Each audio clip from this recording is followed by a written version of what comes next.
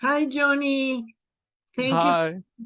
Thank you for doing the podcast. Yeah, I would like for you to share with the community, with the people listening to this, how was your experience of the Wisdom Project? But first, start by introducing who you are and then jump into whatever the Wisdom Project brought to you and whatever you want to share with people. sure. I'm Johnny Inucci. I'm currently a sophomore student at university in LA. I'm a philosophy major. Um, and I'm super into philosophy and spirituality and that's kind of what brought me into the Wisdom Project in the first place is my want to pursue those things and use those things to increase the quality of my life. But my project going into the Wisdom Project was to ultimately have more of a concrete vision of what I wanted to do in order to pursue the end goal of applying to graduate school, graduating as a philosopher, and maybe going on to teach. Um, and so the first step in that for me was getting more involved in the philosophy department at my school. And so becoming an intern seemed like a really good option. So I first tried to like research and figure out how I could go about doing that. Um, and then we started doing the Wisdom Project as I was actively trying to pursue getting the internship. And for me, it was like a big point of anxiety. I was unsure about it. Um, it was intimidating to have to talk to the professors um, and all of that. And the tools that we learned with the Wisdom Project, notably, um, the what was it, the paradox, the The Solomon Paradox. People love that exercise from Igor Grossman of the University of Chicago. And it's the idea that Solomon was wise, but not in every area of his life. Therefore, we can be like him. Let's aspire to wisdom. yeah. So that was a really important step for me in helping to quell my anxiety. Like when I went, I had to go interview for the position and I was super anxious about it. And I was like, you know what, like let me try and take a step back and like look at this and look at it from the third person. Like this professor is just meeting with a student, which he's probably done a million times. Like there's nothing crazy about this at all. Like it's really in me. And so that really helped with that. Like that was a really tangible manifestation of how one of the tools like actually helped me in pursuing the internship. Yeah, because the concept that Igor Grossman presents with the Solomon paradox is that Solomon was wise when it was not his problem. So he was not wise in his house with his family or his businesses, but he was very wise when he was using, his power over the kingdom to help people. So he was wise. So he coined this concept of psychological distance or taking the third person point of view, and we started with that, thinking that it's not us who wants to be wise, is that we have an imaginary self, a future self that is wise. So we take the responsibility out of this person now, right now, Johnny or Iris, and give it to the imaginary self, the third person point of view, and that helped you. Yes, definitely. Um, Another thing that was super profound for me that sort of transformed through the Wisdom Project um, was in every interaction I went into, like I was absolutely more mindful, like purely because of the mindful conversations that we were practicing like every week and outside of classes for the homework. Um, I just became better at listening, better at like actually trying to understand what people were saying. And to me, it's almost fun to have where you enter into a conversation and it's not like under any like, mindful conversation pretext or anything. It's just a conversation with somebody and you kind of like mirror the actual requirements of it and you kind of like repeat it back to them and they kind of like explain it back to you and stuff like that. And so when I went into the interview and stuff, that's what I was thinking about the whole time as well. And so I was like trying to as a way to sort of ground me in the conversation and not start overthinking and getting anxious and stuff. So that was really helpful as well. And that's been a prolonged difference. So you use another tool of the Wisdom Project, which is basically active listening and paraphrasing what the other person does. What John Vervaeke, whose work inspired the Wisdom Project, calls dialogos, trying to enter into another name for it, into a Socratic conversation with the other person, inquiring about the other person more than trying to express your point of view. So that's another tool that was helpful to you. Yeah. I think overall, the biggest transformation and the most profound one was definitely using the tools of meditation regularly to cultivate mindfulness and attentiveness just in my daily life. Um, like doing a body scan or something, or trying to ground my breathing for a moment, like in class, to reposition myself and be like, all right, like just need to refocus and think about what's going on here. Um, and I think those tools of mindfulness and attentiveness that we were practicing sort of led up to me connecting with my imaginal object of a rainbow.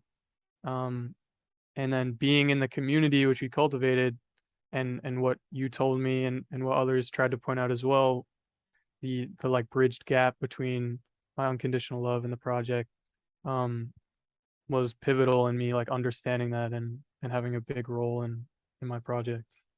Yeah, because we say that our project is an imaginary object. It's an object, but more than imaginary, because we are passionate, we feel it. So it's imaginary, it's a technical concept.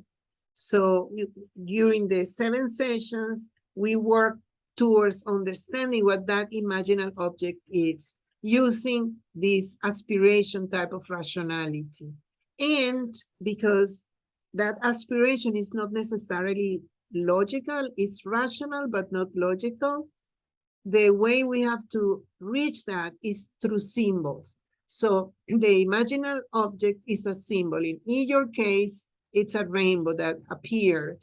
And can you share with the community how you felt when you had this? We do a lot of short bits of meditation. The body scan is what is called insight or mindfulness meditation, but we also do contemplation, which is using the mind's eye to visualize something. And we were in the process of visualizing something. Then share the experience, please, if you may. Sure. Yeah. We were doing an exercise that was trying to feel the felt sense or understand the felt sense of unconditional love and how it manifested within us. And I tried to think of something that I loved or someone that I loved, and I felt that feeling. And through the meditation and what we're doing, I just tried to really push on it and push on it, and try to see if I could like expound on it like throughout my body, and try to really like feel it in a way that I really haven't tried to feel it before, with like a certain level of attentiveness to it. And through that, it felt like I just tapped into this whole pool of unconditional love, I guess, that was present the whole time, but sort of transcended just the basic feeling of unconditional love that I might feel in my daily life. And it sort of just like took over everything around me. It took over my own emotion. Um, and I felt it like extremely profoundly. And it felt like there was just like this rainbow like across my chest, and I could just like see it so vividly. And it felt like that was the culmination of that whole experience. And you mentioned that it was transformational. Yeah. In what sense? I think it transformed how I was able to interact and perceive everything around me. Like it was almost as if I could look at it through this lens of unconditional love in a sense that I never had been able to before. And so it cultivated this different understanding of the way everything was interacting around me, and I approached situations differently afterwards. And I've obviously tried to cultivate it again. Um, but it just made me like happier, more loving, more understanding, in certain ways. A different way of being in the world. Yes, exactly. You mentioned, I am realizing that we are developing like our own vocabulary at the Wisdom Project, because what is the felt sense? It's one of the tools. It's from Eugene Gendling, a psychologist, who basically asks people to recognize in their body how something feels, is the felt sense. And we play with many tools, and I invite people to choose the tools that work with them. I I know somebody who has been using the felt sense exercise daily as his meditation practice since he took the course. But in your case, that felt exercise developed something new in you, because we also talked about different sages from history, not only Solomon, but Socrates, and also Jesus. And when we talk about Jesus of Nazareth, we talk about his contribution, his invitation to feel love, unconditional love. And that exercise is about accepting Jesus of Nazareth invitation to cultivate unconditional love from the perspective of the contemporary tool, the felt sense that was created by these psychologists I just mentioned. So yes, it was really a powerful session for all of us when you share that with us. You were also telling me, Johnny, that right now in one of your philosophy classes, you are studying Spinoza, and you are talking about the rationality of the collective, and that your teacher gave an example of the brain waves of a quartet, that when they play together, their brain waves synchronize.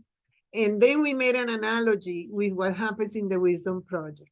Can you say a little more about that? Sure. So, yeah, it was just about Spinoza's theory that two rational minds working together are more powerful than one single mind or two minds acting in singularity. And so a college in Munich tried to demonstrate this by having a string quartet play, um, and their brainwaves were displayed for everybody to see as they were hooked up to machines. And when they were just like warming up or tuning, their brainwaves were all different. And then as they started playing together, their brainwaves looked nearly identical or like actually identical. And the first thing that I thought of when my professor told this story in class was like, oh my God, that's literally what we were talking about in the Wisdom Project, of how we're cultivating this community that's operating when we get into this space at the same frequency.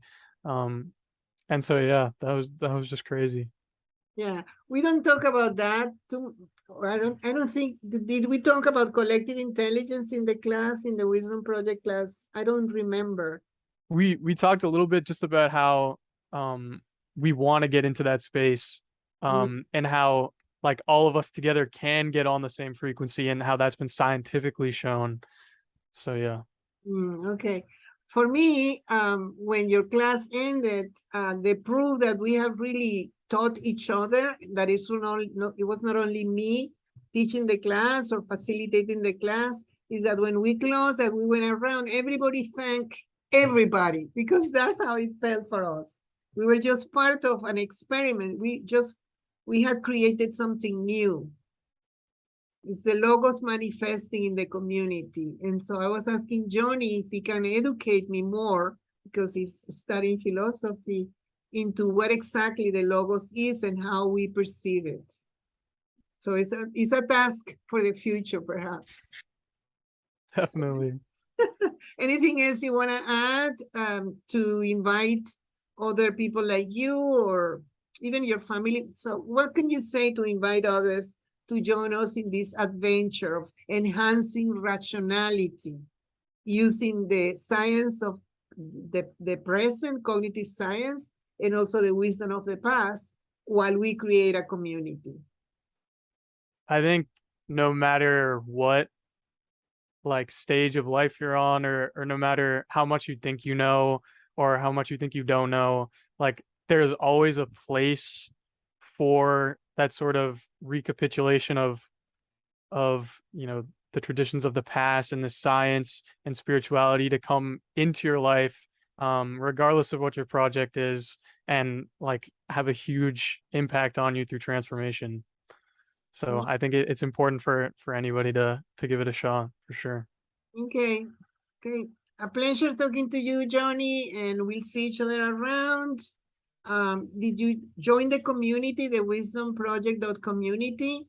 Yeah, So you can keep seeing the peers and what people are learning, etc. Thank you very much. of course. Thank you.